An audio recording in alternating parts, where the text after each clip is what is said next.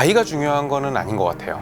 나이가 중요한 건 아닌 것 같고 현금 흐름이 끊긴다, 이 부분이 가장 중요한 것 같습니다. 많은 시니어분들께서 십수년 동안 또 수십 년 동안 쌓아오신 기술, 재산, 그 부분을 현금 흐름으로 바꾸는 작업, 그게 은퇴자금 운용 이런 게 아닌가 저는 싶습니다.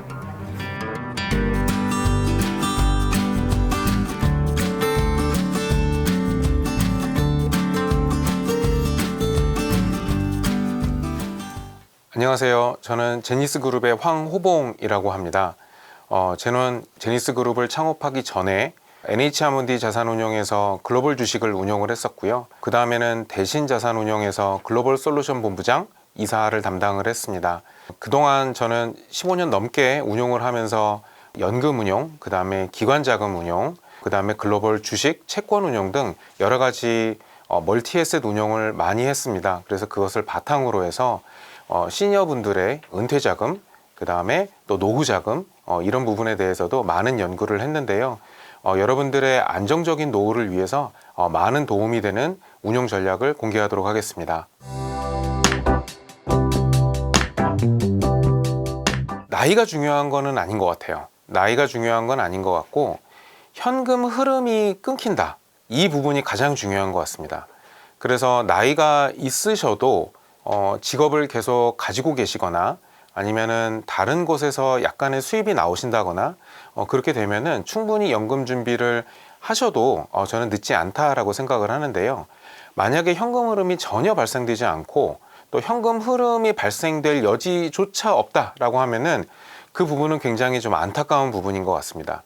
하지만 많은 시니어분들께서 십수년 동안 또 수십 년 동안 일하시면서 쌓아오신 기술, 그 다음에 쌓아오신 어떤 재산, 이런 것들이 어딘가에는 축적이 되어 있기 때문에 그 부분을 현금 흐름으로 바꾸는 작업, 그게 노후 운용, 은퇴자금 운용 이런 게 아닌가 저는 싶습니다.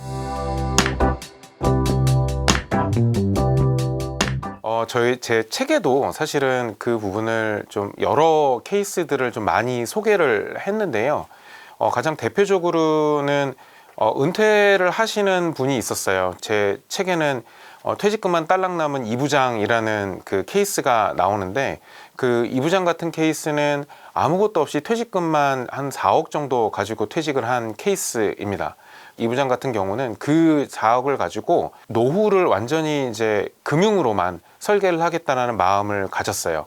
그래서 한 2년 정도를 시간을 잡고 금융을 이제 완전히 내 노후로 맞추겠다, 내 노후를 완전히 금융으로 맞추겠다, 이제 이런 생각을 가지고 2년 정도를 굉장히 좀 매진한 케이스가 있습니다. 이 주인공 같은 경우는 2년 동안 한 1억이 조금 안 되는 돈을 가지고 이제 생활 자금을 쓰면서 나머지 자금을 가지고 사실 이제 목숨을 걸고 이제 운용을 한 거죠. 자기 목숨보다는 자기 노후를 걸고 이제 운용을 하기 시작을 했습니다.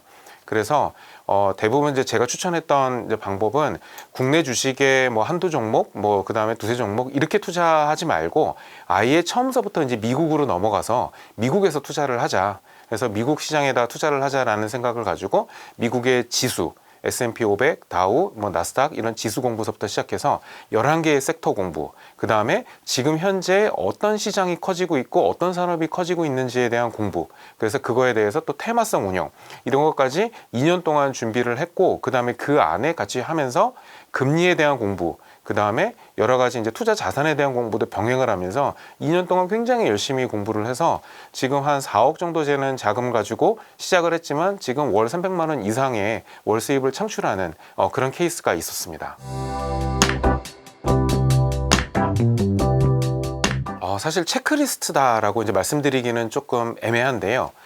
제가 먼저 가장 추천을 드리는 거는 본인이 가지고 계신 자산, 보험, 예금, 그 다음에 심지어는 어떤 집, 그 다음에 어디다가 사놓으신 땅도 있을 거고요. 그런 부분들을 다 한 자리에 펼쳐놓고 저는 보시기를 추천합니다.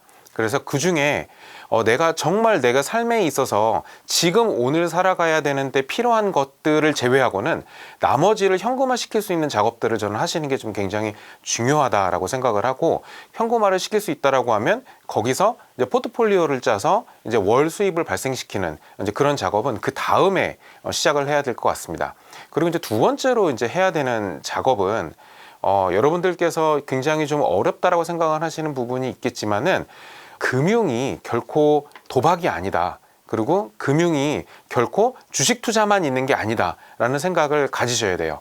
그래서 그와 동시에 그런 생각을 가지신다라고 하면은 주변에 소개를 받으시든 아니면은 주변의 증권사를 찾아가시든 PB를 꼭 여러분들께서 좀 만나시기를 강권합니다. 그래서 꼭 PB들과 한두 분 정도의 PB는 여러분들의 동반자라고 생각을 하시고, 흔히 얘기하는 이제 제가 많이 이제 비유를 하는 거는 주치의라고 생각을 하시면 될 것 같아요. 여러분들께서 공부하시다가 모르면 또 물어볼 수도 있고, 아니면 투자를 할 때 한 번 더 마지막 점검을 할 수 있는 PB를 꼭 여러분들께서 주변에 만드셔라 라는 말씀을 꼭 드리고 싶습니다. 마지막으로는 혼자 하시는 거는 투자가 잘 될 수가 없어요. 왜냐하면 심리를 잡기가 굉장히 어렵기 때문입니다. 그래서 꼭 여러분들과 생각이 같은, 아니면은 여러분들과 생각이 다르더라도 비슷한 상황에 처해 계시는 분들과 같이 하시기를 저는 권하는데요. 주변에 사람이 없다라고 하면 흔히 얘기하는 어떤 카페, 그 다음에 동호회, 이런 것도 저는 괜찮다라고 생각을 합니다. 그래서 꼭 모여서 뭐 온라인으로 모이시든 아니면 오프라인으로 모이시든 여러분들의 생각을 나눌 수 있는 그런 분들을 꼭 같이 하셔서 운용은 팀워크이다, 투자는 팀워크이다라는 생각을 꼭 가지시기를 바랍니다. 책 제목에 월 300만 원 연금 만들기라고 쓰셨는데 네. 왜 월 300만 원이 중요한 기준이라고 보셨는지, 시니어에게 필요한 현실적인 생활비는 어느 정도라고 생각하세요? 사실 통계청에서 발표한 그 한 달에 들어가는 자금은 한 200만 원 내외 정도라고 나와 있습니다. 200만 원 정도 내외라고 나와 있는데, 실질적으로 제가 이 책을 쓰면서 굉장히 많은 사람들을 인터뷰를 해봤는데요. 그 인터뷰를 하는 과정에서 제가 느꼈던 거는 300만 원 플러스 마이너스 알파가 아닐까 싶어요. 그리고 은퇴를 하신 지 얼마 안 되신 분들일수록 기존에 씀씀이가 남아 있으셔서 어떤 분들 같은 경우는 400~500만 원 꼭 필요하다라고 하시는 분들도 있었고, 은퇴가 조금 지나신 분들 같은 경우에는 한 200~300만 원 정도라고 말씀을 주셔서 저는 300만 원 정도가 아닐까라고 이제 그렇게 생각을 좀 해봤습니다. 네. 근데 앞으로 물가를 생각하면은 조금 부담이 계속 커질 수밖에 없잖아요. 네, 맞습니다. 근데 나중에도 월 300만 원이면 충분할까라고? 아니죠. 네. 당연히 아닙니다. 지금은 이제 월 300만 원 정도가 이제 중요한 숫자가 될 텐데, 앞으로 5년 뒤, 10년 뒤 같은 경우는 몇십만 원, 또 아니면은 크게는 100만 원 정도가 늘어날 수 있을 거예요. 그래서 원금을 조금씩 늘려가는 운용을 해야 됩니다. 지금 있는 자산을 가지고 계속 쓰게 되면은 인플레이션만큼 현금이 또 깎이고, 그 다음에 거기서 인플레이션만큼 더 또 이제 소비가 나가기 때문에 거기서 또 내려가고, 원금이 내려가니까 그 내에서 또 소비가 똑같이 일어나다 보면 원금이 더 깎이는 이런 모습들이 나타날 수 있기 때문에, 분명히 원금은 조금씩 늘어나야 되는 운용에 초점을 맞추셔야 된다. 저는 그렇게 말씀을 드리고 싶네요.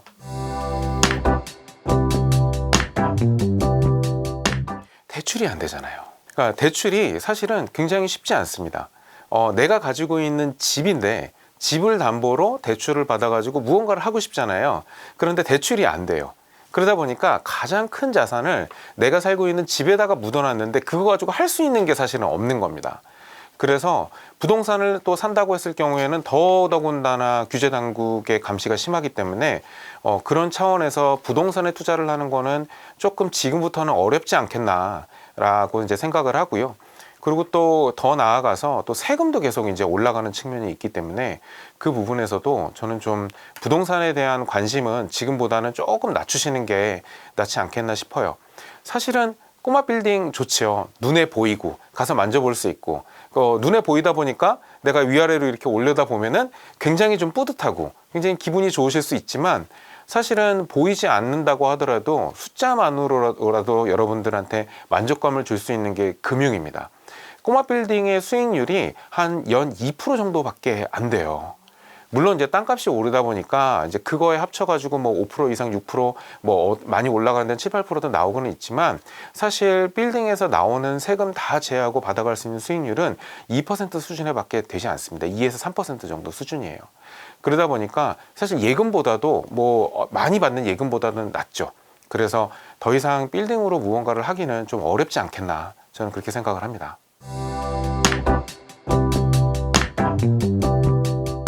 국민연금의 평균 수령액이 60만 원에서 70만 원 정도밖에 지나지 않습니다. 그러다 보니까 여러분들 시니어들께서 병원 한번 갔다 오시면 다 쓸 수도 있는 돈의 규모예요.